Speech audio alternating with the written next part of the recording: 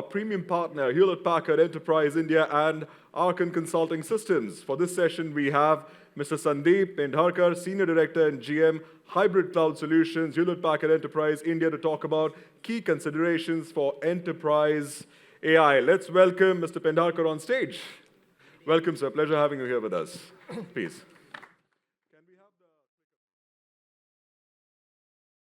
Yeah, good afternoon, and yes, definitely I'm pretty eminent speakers right throughout the day. Also fascinating discussion, the last session, to give context around how innovation or ingenuity is being looked at in organizations. And I wanted to give my aspects in terms of certain considerations, especially from an enterprise AI standpoint, that we see with our customers. So if you look at what we are hearing from customers, all organizations, very clear, data is the key part for them. And deriving insight out of data, there are headwinds for it, primarily because data is present across different areas within an organization. So it's in the data center, as it was earlier. It's in multiple clouds, public, on-prem. It's also in edge locations now, and so on and so forth. What we are hearing from customers, however, is very clearly things around how we can connect and how we can connect, protect data, especially how we can get data from, say, edge devices, from the IoT devices, get it transferred or analyzed in a secure manner as per the corporate governance or security policy. At the same time, do it at speed. So that's the key part. Secondly, with the hybrid world, customers are saying we have legacy applications, certain applications driven through concerns or not concerns, compliance-related requirements, and they need to be on-prem. That has certain data sources. They have data sources across in other parts in terms of other environments and infrastructure. So how do we simplify and control this part of data across the entire hybrid estate that customers have? Also, not last but least, where people are looking forward is how do I then derive insight from this data such that I can leverage that and make it more informed decisions, if possible, also use AI into the context. If I move forward, however, if you look at it, earlier people were talking about what's the cloud strategy. I think we moved from what's the cloud strategy to what's our AI strategy.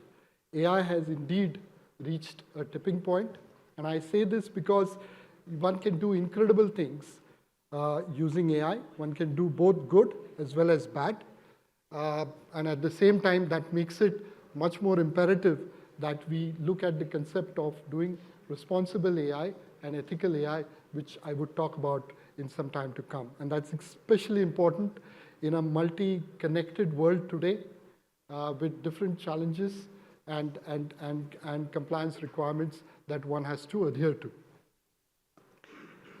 If I go forward, some of the use cases that are being used, and we saw some of them in the presentations earlier.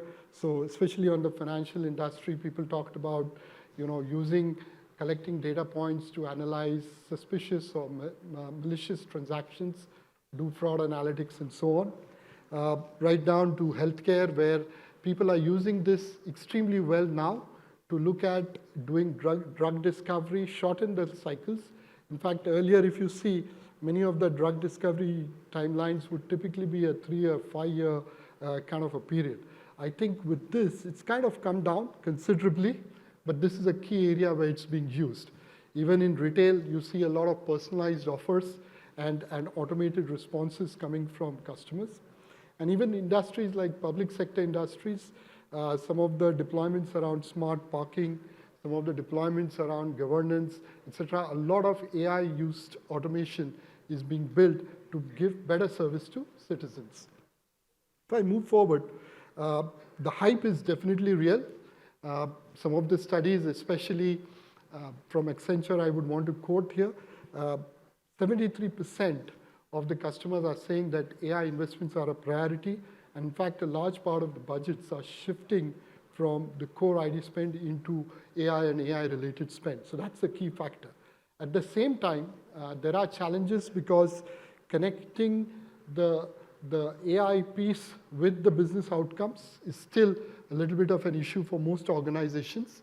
And almost 9 in every 10 organizations are seeing challenge in terms of whether they can scale their AI POCs and models to support or take advantage of the entire landscape of data that resides.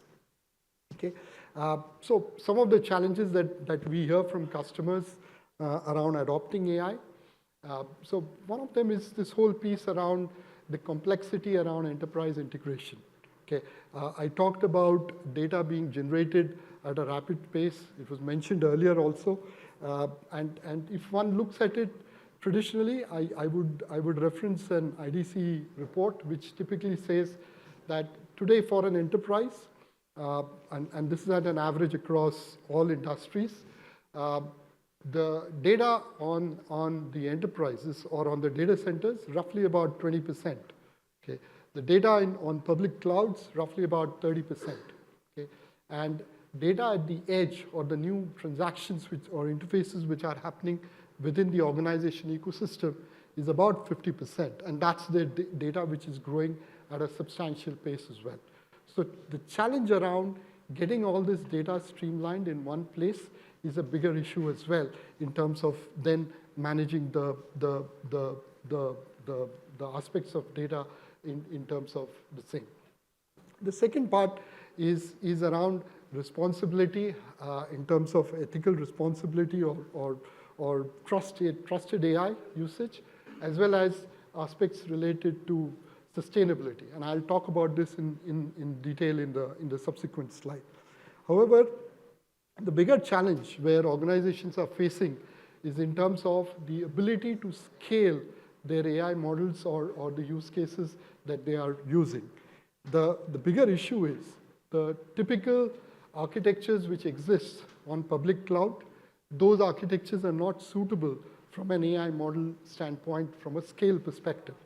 There are challenges around multi-tenancy, around security, because both are different needs, different aspects from an AI perspective. At the same time, if one were to take this into account and then scale on a public cloud with those architectures, cost becomes a big barrier in terms of scaling the particular model that one is defined. So these are some of the challenges that we are seeing.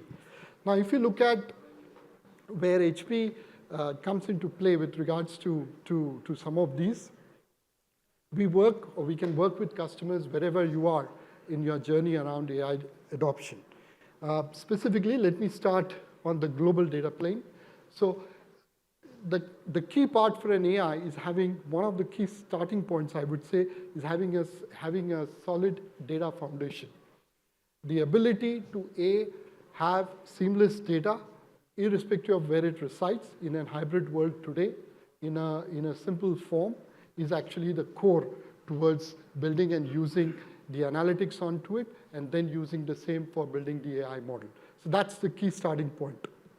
Next one, which comes forward, is in terms of acquisition. Now, getting data from all these sources or acquiring this, getting it in a clean form such that it can be probably analyzed, and then managing this part of the data is a critical aspect. This is consuming a lot of time today. Okay, primarily because of the complexity, different formats of data that exist. And in this, our approach is to use software. So we have HP Ezmeral software piece for A. There are two parts of it. One is to have the data fabric, which basically manages and governs the data across the formats, irrespective of where it exists. The second part is what we call a unified analytics software. So this helps customers deploy as well as design and deploy analytic applications at any state, whether it is on the edge or on the data center, primarily because it uses concepts around open source based technologies, and also it can interoperate because probably it also can use some of the open source based technology preferences which customers have.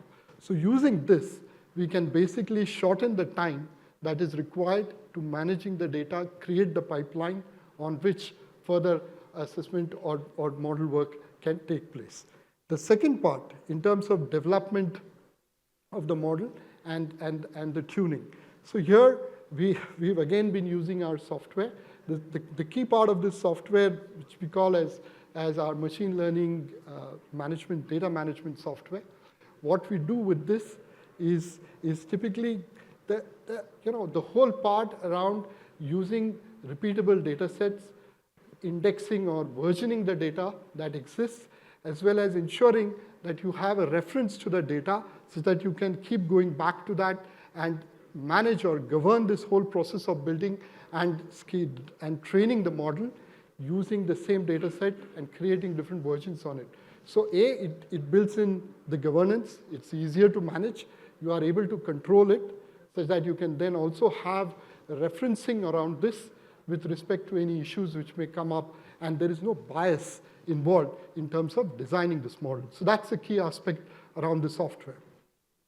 In addition to the data management piece, there is also a machine learning development environment. So irrespective of whether you have a data engineer, a data analyst, or any persona or a machine learning engineer, the person can use this development environment software to build open source based software applications on these models in terms of how they are to be trained and tuned forward. So that's the second piece of the software that we use to build this. The next part is around deployment and inferencing. And this typically is a part around the compute. So it's about the compute power at scale, which is required in order to probably learn and infer further from the model that you've developed or which you're using. The challenge is here in terms of is the sheer power, horsepower that you need in terms of doing this work.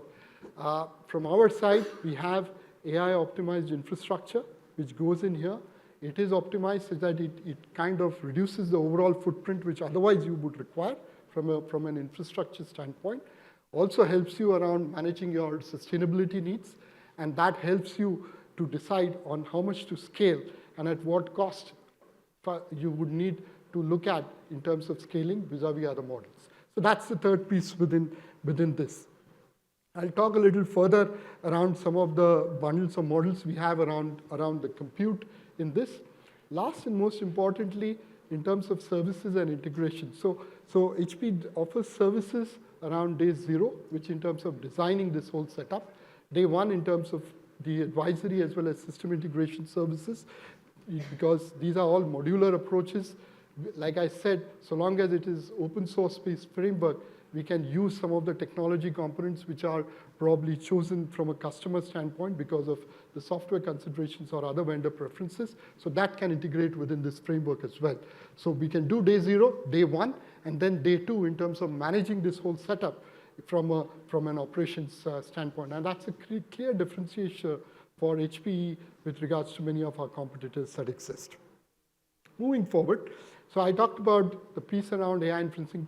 At this point in time, there are about a couple of bundles that we have using some of our latest compute servers that we offer. Also uses the NVIDIA GPU and the AI ecosystem framework, such that you can use this to plug on and start some of the AI models and deployments that you have. There are use cases, whether it is computer vision based, one specifically at the edge, which is being used properly. It's also around generative AI using visualized AI, as well as some of the NLP use cases that we have. Going forward, so this is a critical piece, and I think while AI, the main purpose that we talk about is to basically improve the way we work and operate. The key parts around having responsible or ethical AI is very, very critical. From an HP standpoint, we work very closely with forums like the World Economic Forum, Equal AI, in terms of working on certain guiding principles or pillars in terms of developing our AI framework. And these are critical. So the 5 frameworks, these are the 5 points which we work with.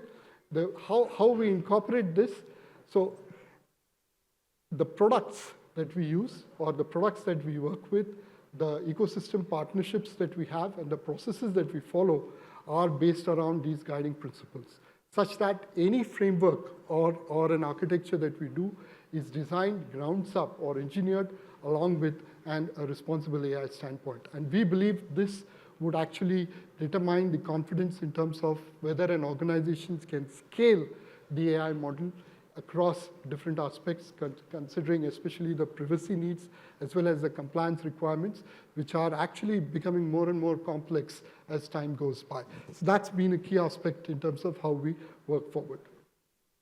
So in summary, in terms of what is the AI destination that we see?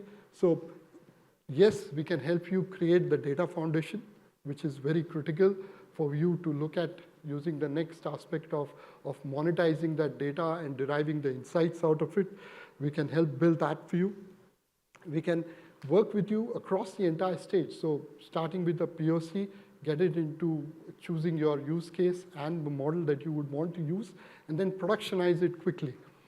Have infrastructure which is optimized for AI workloads, so you don't necessarily have to invest in a fair amount of infrastructure gear to begin with, but at the same time, an infrastructure which can scale depending on how the AI model that you work, whether it needs to scale into a full-fledged production use. And for some of the customers who want to really go in terms of the big custom models for mega scale, we can actually also bring in some of our heritage of supercomputing that we have and help offer those services for a mega scale perspective from an AI model standpoint. So in summary, we would work with customers depending on where you are on your journey and go forward with it. I would want to stop here and thank you for the time as well as the opportunity given. And I invite Sachin from Archon for the same. So. We have with us joining us on stage, Platinum Partner for Hewlett Packard Enterprise India, Sachin Rao, MD CEO, Archon Consulting Systems, to join the stage. I thought I'll ask a few questions to you, Sandeep. Sure. In fact, I had prepared 2 or 3 questions, but the entire perspective changed after I met a lot of the delegates. Thanks for all of you to come to our booth. And I think I'll ask some questions which are commonly asked for many.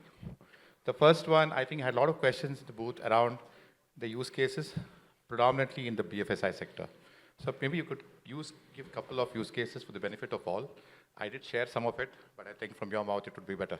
Yes, sure. So I think there were a couple which were mentioned earlier. I'll give you an interesting one which we have been using. So, and I think it's in the insurance industry space.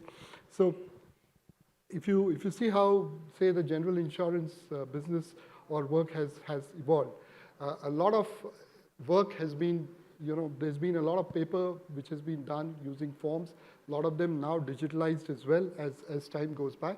But people have been taking a lot of details from the customers.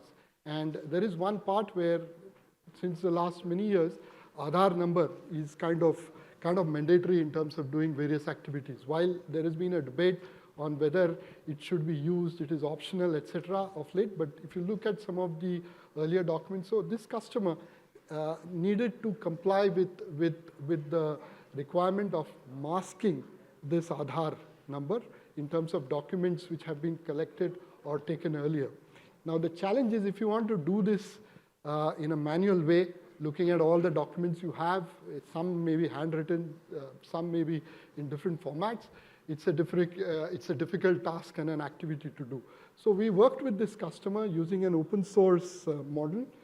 I think it was YOLO, if I'm not mistaken. And we built a script which kind of helped identify across different formats the Aadhaar number and then automatically masked it over a period of time. And we worked out a model where we invested some time to build this, and then it's now kind of a consumption or a consumption per page kind of a base where the customer can then use it going forward. And while we did it for the documents which existed, what we are now trying to do as a next phase is to look at taking this forward on a .msg format. So in the digital world, you are having a lot of customers giving this on email or on some kind of a HTML document and then attached with it. So the model we are trying to enhance further is to try to see how it can get into the message, find the Aadhaar number out there, and then mask it if it is an attachment or on the mail or something like that. So we're trying to see how this, so it's an interesting one. It's a part of compliance, but I think something which we do it.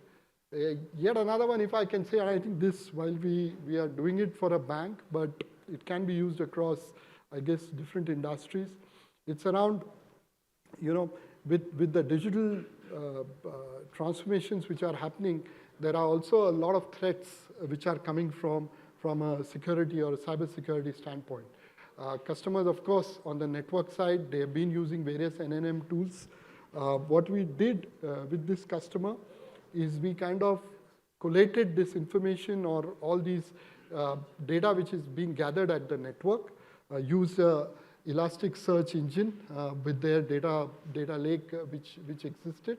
And then we built models, some which ELK themselves had, some which we built using scripts to kind of then build some kind of an intelligence around identifying, depending on how the threats are coming, and feed that information back into the NNM, and then kind of build that, so instead of trying to do troubleshooting after the problem happens, try to cut short that time and give some kind of proactive alerts or alarms. So this is very important across a lot of industries, and I guess there are many deployments which are happening using this, but there are a lot of innovation that still can take place out here.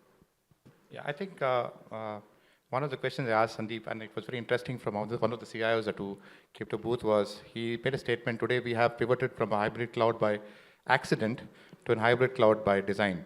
So I just wanted to know your view on that statement, and how is it opening newer avenues for enterprise? I see the way we see it, cloud has been, or public cloud has been a good help to many of the customers, especially during the pandemic situation, and an ability to probably quickly, start or try some new things out in the market, whether it's customer focused or revenue or a customer experience or a revenue-based opportunity.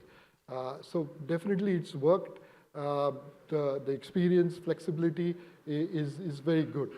Challenge has been obviously in terms of the scale and some of the new compliance requirements. So that's kind of putting some stress. At the same time, people are also seeing that the on-prem, some of the legacy applications, very difficult to take them and put them onto cloud, right? But at the same time, if one were to look at getting the cloud experience for some of the infrastructure or the workloads that exist on-prem or which need to be on-prem or in a colo because of various considerations, then how to do it. So therefore, instead of having something on-prem, something on public cloud, which happened by nature, if I could use that, I think people are trying to now design a cloud everywhere kind of an experience. So it doesn't matter where your workload sits, whether it is, like I mentioned, if it is an edge-related workload or a data center or a colo or a public cloud, if you can get that cloud experience and a cloud operating experience uniformly, seamlessly managed by one tool across all, then you are kind of getting a hybrid cloud by design. And I think that's where we see the thought going forward. Yes. I think a last question. I think we are up on time, yeah, but no problem. There's another one which came in. With data growing exponentially at the edge and many AI use cases coming up, how do you see the interplay of public and private cloud in an enterprise? No, I think it is critical. Like I said, the data at the edge is growing substantially. Data at the public cloud will also grow, and data at the data center is also going to grow. The issue is whether you can have a common data foundation which can help you design and deploy analytic applications uniformly across all, irrespective of where you want to do. At the same time, whether you can have infrastructure which is optimized for this and which can scale as you grow.